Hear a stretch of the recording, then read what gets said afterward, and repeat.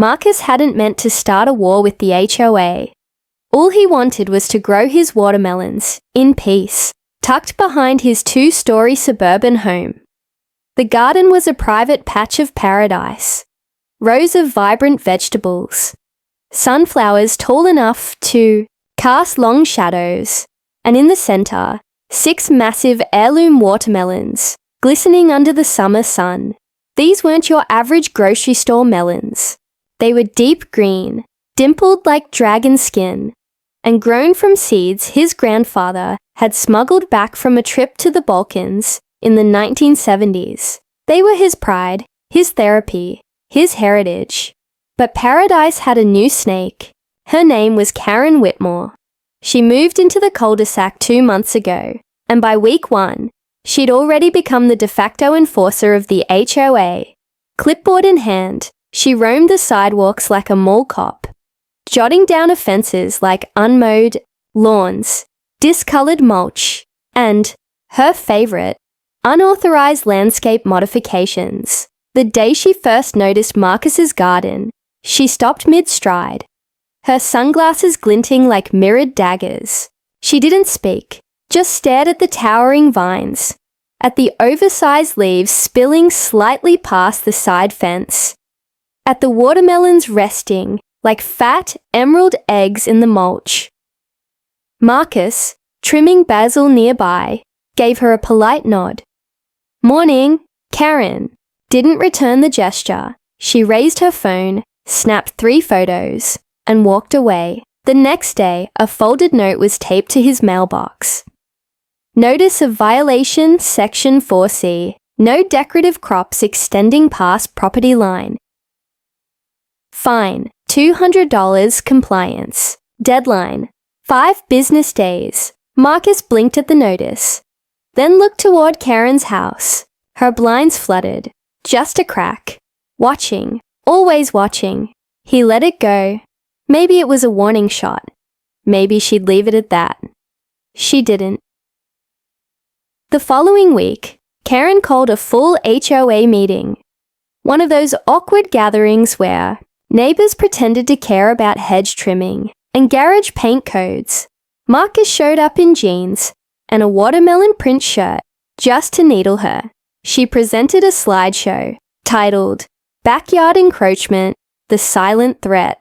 The second slide, a zoomed-in photo of his watermelons with the words, "Violation in progress."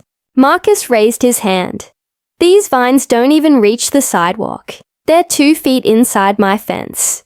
Karen smiled, cold and tight. Growth is unpredictable.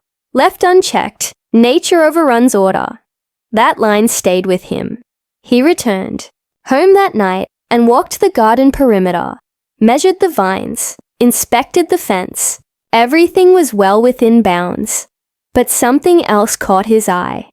A deep scrape across the surface of his largest melon, as if someone had tried to cut it, but stopped. He ran a finger over the mark. The skin was bruised, the gash still fresh. He checked the others. One had a cracked stem, its base trampled, as if someone had stepped into the bed, then quickly fled. Marcus's blood ran cold. Was it a raccoon? A curious kid? Or Karen? He stood there a long moment under the moonlight, eyes scanning the rooftops. That's when he saw it. Just for a second. A silhouette in an upstairs window across the street. Karen's house. She was watching him. He didn't sleep well that night, and the next morning a second notice appeared. Second violation, non-compliance detected. Final warning issued. Removal may be initiated by HOA. There was a new line scrolled in red pen at the bottom. Don't let them rot. You have until Friday. Marcus crumpled the paper and looked toward her house. The war had begun. I'm wives by Thursday morning. Marcus had memorized every inch of his fence line.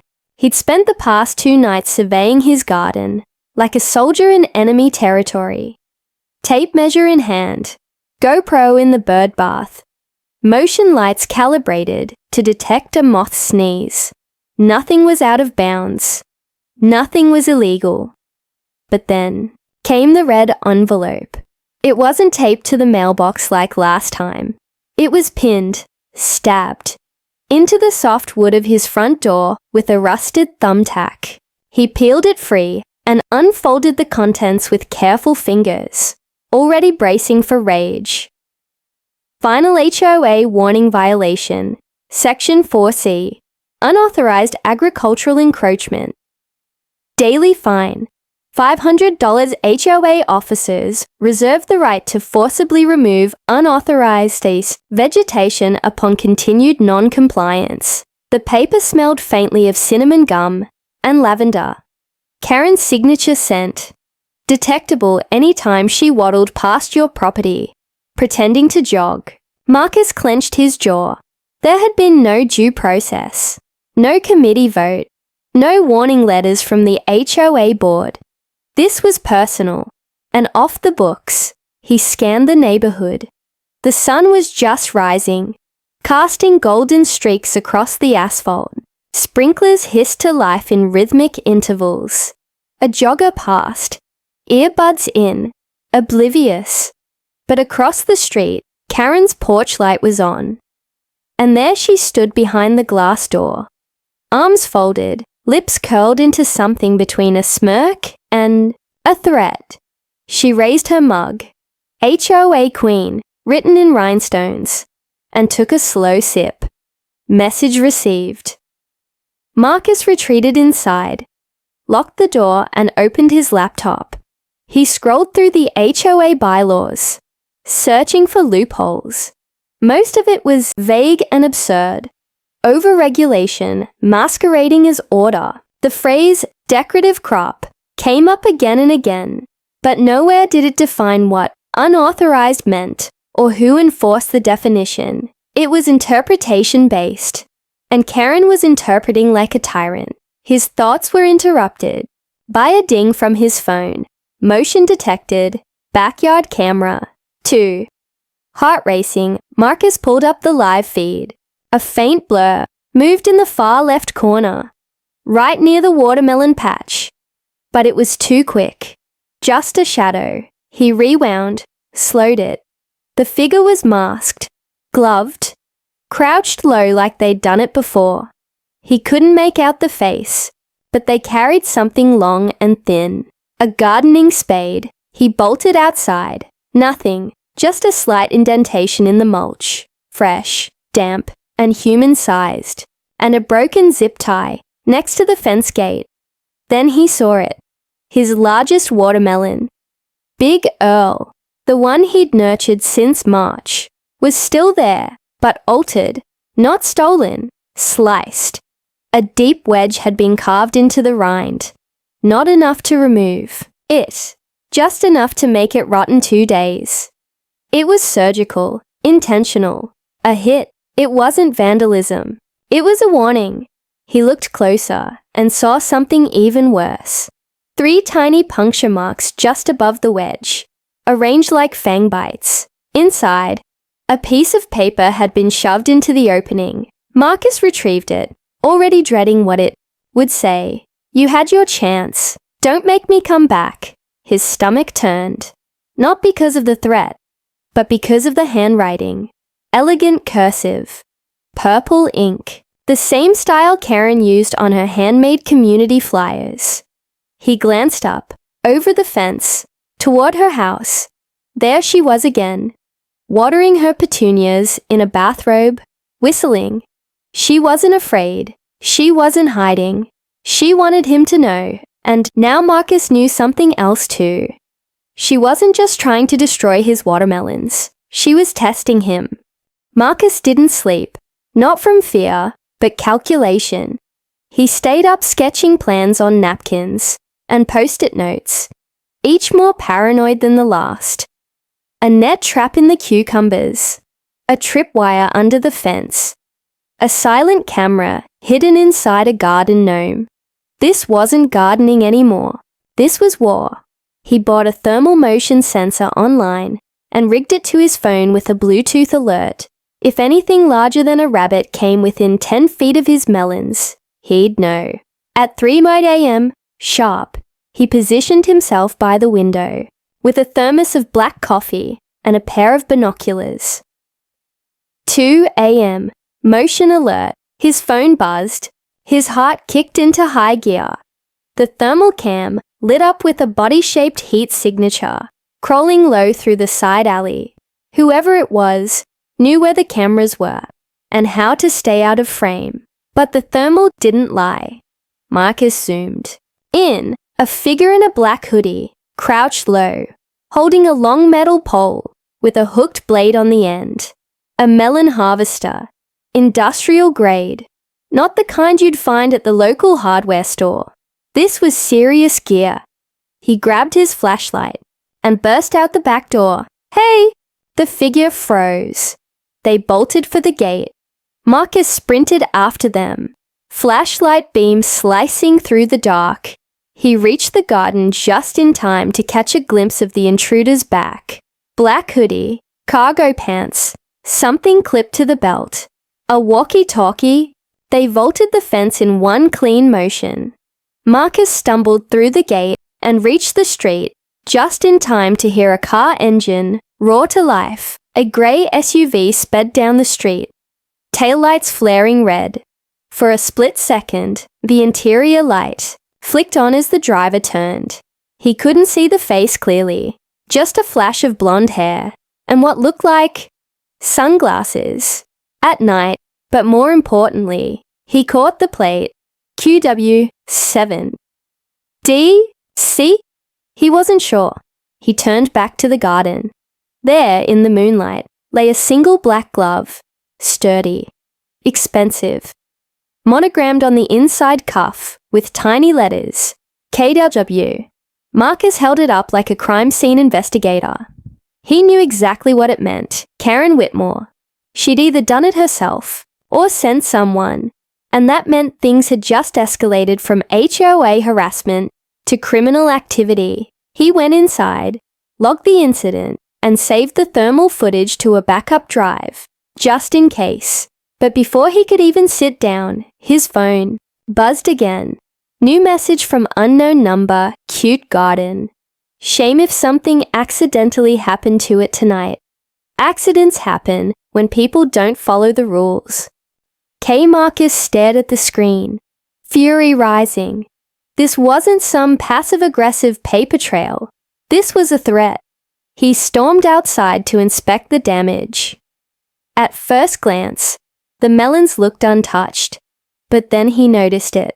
His second largest. Fruit had been injected, a tiny puncture mark near the base, and a slow ooze of clear liquid. Not water, not juice, something else.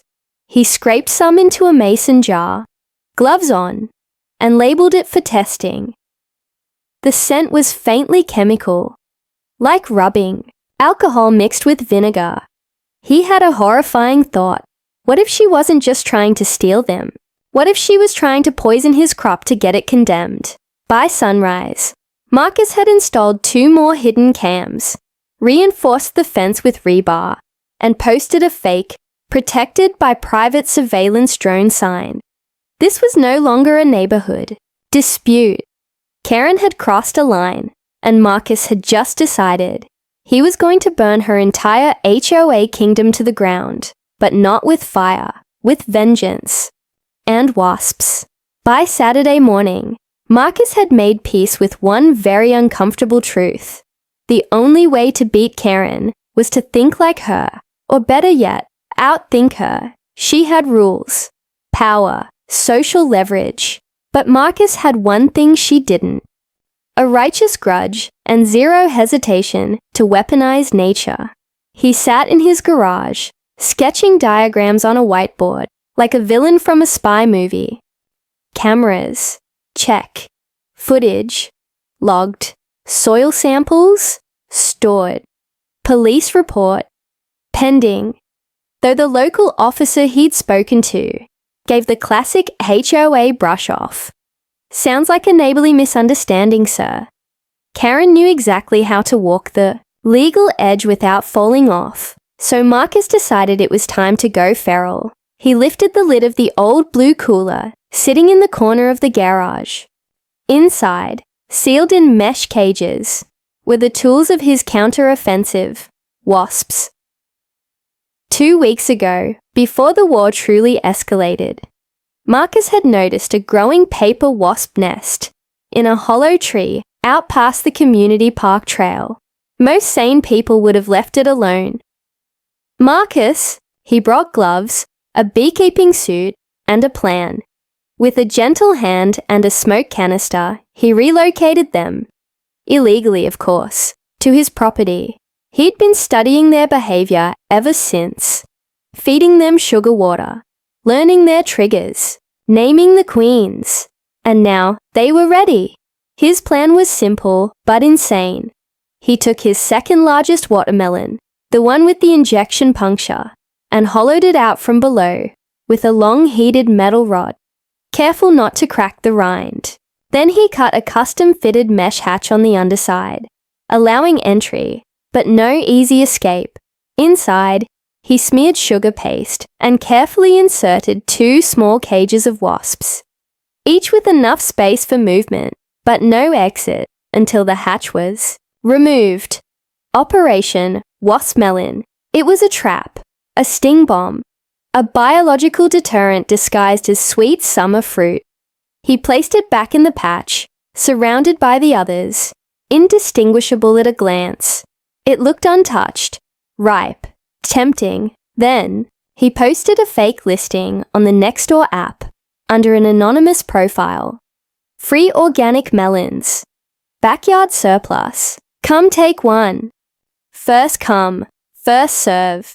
No need to knock. Just grab from the garden. 4312, Waverly Lane. Karen would absolutely see it, and he hoped she'd take the bait. But to be sure, he added one final ingredient to the melon's rind, a dab of glow-in-the-dark powder, invisible in daylight but bright under blacklight. That way, if someone tried to reclaim it, he'd be able to track the culprit, residue and all. That night, he waited by the window again. The garden lay still under the moonlight, shadows long and lazy, the leaves swaying in a humid breeze. Somewhere, across the cul-de-sac, an owl hooted. Then, at 2:17 a.m., movement. Someone scaled the fence again, but slower this time. The figure wore gloves, hoodie, headlamp, just like before. But something was different. They hesitated. Their eyes locked onto the melons. A moment passed. They reached down and chose exactly the one. The wasp melon. Marcus's hand tightened around the remote trigger for the mesh hatch release, just in case they tried to steal the whole thing, but the figure didn't run. Instead, they pulled out a thin blade and began slicing into it right there. Marcus flipped the safety cover off the trigger. Just as the knife punctured the rind, he pressed it. Click! A soft snap echoed from beneath the fruit. Inside the melon, chaos erupted. The wasps, furious from confinement and now disturbed by heat and motion, surged through the hollow core of the fruit like hornets in a blender. The figure screamed. A distinctly female scream. They dropped the melon, stumbled back, swatted, ran. Marcus stood at the window, teeth clenched in a wicked grin. He didn't need to see the face to know. Karen had just met her match, and this was only the beginning. Sunday morning erupted like a fire alarm on Mulberry Court. Marcus sipped his coffee slowly from behind the curtains, watching the HOA queen unravel in real time. Karen Whitmore, sun hat askew, bathrobe flapping, and one arm covered in red welts, stormed up and down the cul-de-sac barefoot, shouting at anyone who dared step outside. They were engineered. Do you hear me? Biological warfare. Neighbors peeked through blinds. Dogs barked nervously. Lawn sprinklers hissed in unison, like some passive-aggressive Greek chorus. Across the street, Harold, the retired Air Force colonel, leaned against his garage and muttered, "She's finally lost it." Marcus smiled and turned up the volume on his security cam footage. The wasps hadn't stung her too many times, just enough to send a message. Judging by her screams and how she'd knocked over 2 trash cans running back to her house, the message had definitely been received. The best part, she couldn't prove any of it. No fingerprints, no traceable trigger, and the glow powder. He'd tested it that morning with a handheld blacklight, tiny smears on her front doorknob, her car handle, and one perfect glowing handprint on her mailbox. The bait had worked beautifully. Later that afternoon, a furious emergency HOA meeting was announced. Paper flyers duct taped to every lamppost, mailbox, and compost bin in the neighborhood. The flyer read, "Urgent HOA crisis, summit topic, suburban terrorism. Time, 6 p.m. Location, Karen Whitmore's driveway dress code. Business casual Marcus wore a Hawaiian shirt. By 5:59 p.m., 12 residents had assembled. Most came for popcorn-worthy drama. A few brought lawn chairs.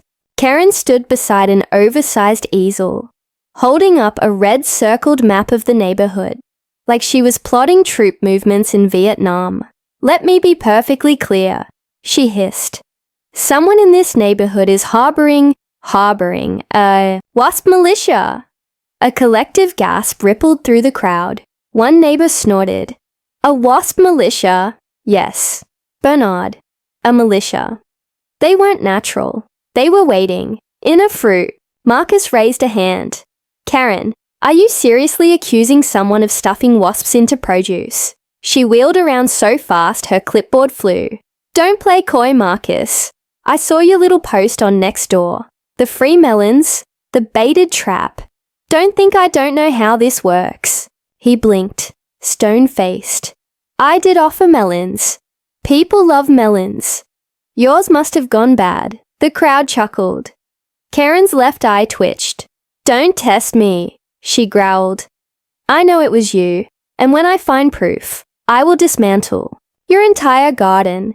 I will cite you for soil pH violation if I have to." A murmur rose among the homeowners. That sounded made up. Marcus leaned in, voice calm. "Is this really about watermelons? Or are you just scared someone finally outplayed you?" That did it. Karen snapped. "He tried to kill me with wasps." She lunged toward him, only to slip on her own chalkboard, crash into her decorative gnome display, and land flat in a pile of rose mulch. Everyone froze. Then Harold laughed. Then Bernice laughed. Then the entire HOA board laughed. Karen sat up, mulch in her hair, eyes burning holes through Marcus like a dying sun. "I'm not done," she spat, pointing a dirt-covered finger. "You haven't seen anything yet." Marcus gave her a slow clap. "Looking forward to it." As the crowd dispersed, whispers flew like wind-blown gossip seeds. Karen had lost her grip, her credibility, her throne, but Marcus knew better. She might have fallen publicly, but people like Karen didn't retreat. They regrouped, and if her threat was anything to go by, her next move would be nuclear. The calm didn't last. By Monday morning, Mulberry Court woke to the shrill sounds of an industrial-grade leaf blower. Outside Marcus's window, he blinked at the clock. 5:45 a.m. He peeked outside. Karen stood on her front lawn, blasting leaves that weren't there in circles, for absolutely no reason. Her eyes met his window, and narrowed like a cobra, locking onto prey. This wasn't about leaves. It was psychological warfare. At noon, Marcus received a hand-delivered letter sealed in thick, ivory cardstock. Official notice of HOA violation infraction. Unauthorized foreign biological matter present in open-air structures. Penalty: $750 fine and mandatory garden inspection. by HOA certified personnel. He barked a laugh. Foreign biological matter. Did she just accuse me of importing alien bees? He called the number on the notice. It went straight to Karen's voicemail. Now with a cold professional greeting. This is Mrs. Whitmore, HOA chair. Leave a message. If this is Marcus, I'm just getting started. He hung up. By 2 p.m., he found a second letter taped to his fence, this time citing suspicious fruit morphology.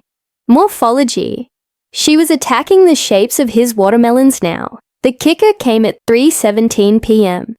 Marcus opened his front door to find 3 uniformed workers from Whitmore Landscaping and Inspection Services, complete with clipboards, hazard vests, and hazmat gloves. Garden check, said the leader. You've been flagged for non-compliant soil organisms. What does that even mean? Marcus asked. The inspector shrugged. No idea, but if we find them, it's a mandatory till and disinfect. Over my dead compost pile, Marcus said, slamming the door. But it was clear. Karen was abusing every HOA loophole she could twist. She had the board under her thumb, the forms ready, the fines stacking up like dead leaves in fall. He had to act before she buried him in paperwork and bogus inspections. He flipped open his laptop and activated Wasp Cam, the nickname for his hidden network of smart garden cameras. He scrolled through timestamps, looking for gaps, times when someone might have planted fake evidence or sabotaged his soil. And then, bingo footage from the night before, a tall figure creeping through the gate. At 2:41 a.m., carrying a gallon jug, they stopped by the cucumber patch, poured a thick liquid into the mulch, and then buried the jug. Marcus zoomed in on the hoodie logo. Whitmore Landscaping. It was her own crew. Karen had planted her own foreign biological matter just to fake. A violation. Marcus downloaded the footage, timestamped it, and uploaded it to a public Dropbox link, titled HOA Queen Busted, Biological Frame Job. MP4. He sent it to the entire neighborhood mailing list with the subject line, You deserve. The whole melon. What Karen did last night. Then he posted it to the Mulberry Court Facebook group with the caption, She poisoned my soil just to write herself a fine. Watch her do it. The response was volcanic. Within 15 minutes, comments poured in. Wait, this is illegal. Karen's finally lost the HOA throne. Mulberry mutiny. Viva la melon. By 4 p.m., 4 board members had publicly distanced themselves from Karen. One even suggested a vote of no confidence. But Marcus wasn't celebrating just yet, because tucked under his welcome mat was a final note, scrawled in red ink, unsigned, but unmistakable. You've unleashed something you can't control. The hive was only the beginning. Tick-tock Marcus. He read it twice, then checked the hive cam. Wasps? Missing. By Tuesday morning, the neighborhood air felt charged. Marcus had barely slept. The note, the vanished wasps, the timing, everything pointed to something bigger than Karen's usual pettiness. This wasn't about fines anymore. This was warfare. He stormed into the backyard, barefoot and still in pajama pants, and went straight to the hive box he'd built. Once neatly concealed in a repurposed doghouse behind the tomato rows. The mesh was shredded. The entry ports were ripped from the frame, the queen chamber torn wide open. Inside, just a scattering of wings. No bodies, no buzz, just eerie silence. He looked around, suddenly very aware of how quiet the neighborhood had become. No birds, no wind, no insects, no kids playing, no lawn mowers. Something was wrong. Then his phone buzzed. A message from Bernice, one of the only reasonable people left on the HOA board. Did you see Karen's yard? He jogged out front, crossed the street, and froze. Karen's entire front lawn was covered in dead grass. The bushes were stripped bare. The ornamental rose arch lay snapped in half, like someone had body slammed it. Her prized koi pond was foaming, with bubbles laced in what looked like stinger-tipped twigs. Marcus's breath caught. The wasps weren't gone. They had relocated. Someone, probably Karen, had stolen the hive and tried to use it for her own revenge. But without the proper handling, smoke, or feeding techniques, they'd turned on everyone. She'd unleashed a rogue swarm. His phone buzzed again. A different neighbor this time. "Do you have bee spray?" "They're in my garage." Another. "I just saw a cloud of them dive bomb my dog. He's okay, but what is happening?" And another. "They're nesting in my mailbox. My mailbox, Marcus." By noon, the entire neighborhood was in chaos. Emergency services had been called 3 times. Animal control refused to enter an active swarm zone. The HOA group chat was imploding. Threads titled, "Apocalypse Now. I blame Karen," and one simply labeled, "Hell Insect Protocol." At 2 p.m., a black SUV rolled up to Karen's house. 2 men in matching pest control uniforms stepped out, flanked by a suited man with mirrored glasses and a silver briefcase. They weren't local. Marcus watched through binoculars from his upstairs window. The suited man knocked.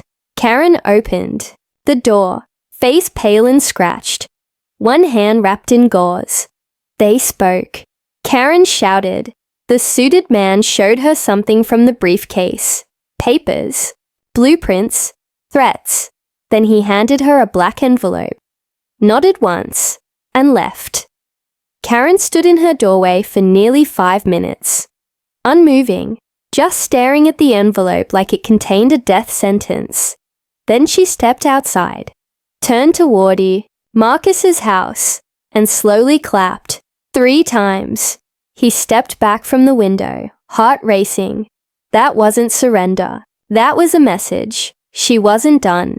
Later that night, Marcus reviewed his hive footage again. One camera had survived. Tucked inside a decoy hive near the compost bin, he played it. The footage showed Karen's landscaping crew, under cover of darkness, cutting into the hive box and extracting the main queen chamber. Ignoring the cloud of agitated wasps, they dumped sugar syrup, taped the entry port shut, and loaded it into the back of Karen's golf cart. Then the video cut out, smeared with what looked like venom spray. Marcus froze the frame. One worker had a strange patch on his uniform. Not Whitmore Landscaping. It read, SYNAPSE, Environmental. That wasn't a local pest crew. That was something else entirely. Marcus stood up straight, blood buzzing in his ears like static. Karen had called in outside forces, and now the swarm was loose. Karen had vanished, and something bigger was in motion. The war for Mulberry Court was no longer between neighbours. It was evolutionary. The streets of Mulberry Court lay eerily silent at dawn, the usual hum of suburban life drowned out by an unsettling calm. Marcus stood in his garden, eyes scanning the horizon. The wasps were gone, but so was Karen. The black envelope she'd received, still unopened on his kitchen table. He broke the seal. Inside, a single sheet of paper, emblazoned with the Synapse logo. Congratulations on surviving the first phase, Marcus. But this is just the beginning. You've earned a choice. Join us, or watch your world be rewritten. His phone buzzed. A message from an unknown number. The hive is a test. The wasps, your allies. Karen was never your enemy. Prepare for the next evolution. Marcus's heart pounded. The outside forces weren't just pest control. They were something far beyond. Suddenly his home security system blared. Through the grainy feed, he saw dozens of glowing insects swarming, larger, more aggressive, their eyes shimmering in unnatural colors.